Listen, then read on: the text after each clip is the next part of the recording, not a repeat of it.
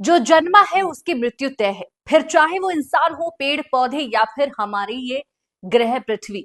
ये सच है कि एक दिन पृथ्वी से जीवन हमेशा के लिए खत्म हो जाएगा, लेकिन सवाल है कब और आखिरी वक्त में हमारी धरती कैसे नजर आएगी। नमस्कार, मेरा नाम साक्षी और आज के इस खास वीडियो में हम इसी बारे में बात बताएंगे।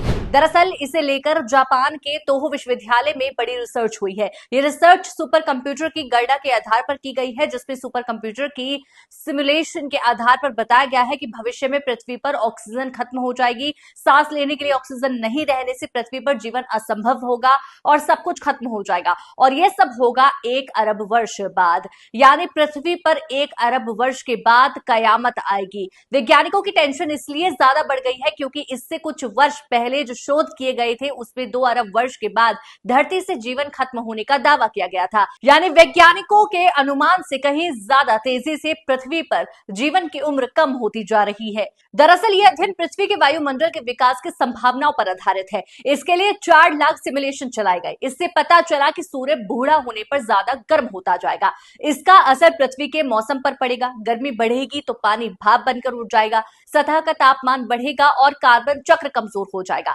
इससे पौधे मर जाएंगे और ऑक्सीजन बननी बंद हो जाएगी। वायुमंडल मीथेन से भर जाएगा। यह स्थिति पृथ्वी के शुरुआती दौर की तरह होगी, यानी अंत के वक्त पृथ्वी ठीक वैसे ही दिखेगी जैसे जीवन की शुरुआत से पहले नजर आती थी। धरती से जीवन खत्म होने के बारे में बताने वाला अध्ययन नेचर जियोसाइंस में प्रकाशित हुआ है, जिसमें धरती की उम्र कम होने पर चिंता जताई गई है।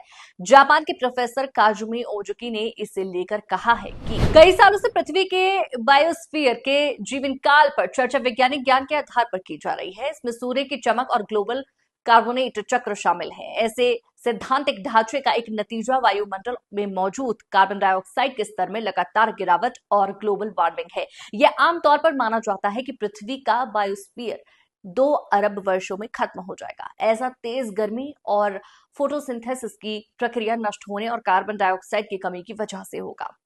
अब माना जा रहा है कि पृथ्वी पर ग्लोबल वार्मिंग का असर इंसान से सोच से कहीं ज्यादा पड़ रहा है। यही वजह है कि पृथ्वी पर जीवन के अंत की जो समय सीमा पहले 2 अरब वर्ष मानी जा रही थी उसे अब घटकर 1 अरब वर्ष कर दिया गया है। यानी भविष्य में ग्लोबल वार्मिंग ऐसी ही बढ़ती रही तो ये वक्त और कम हो सकता है।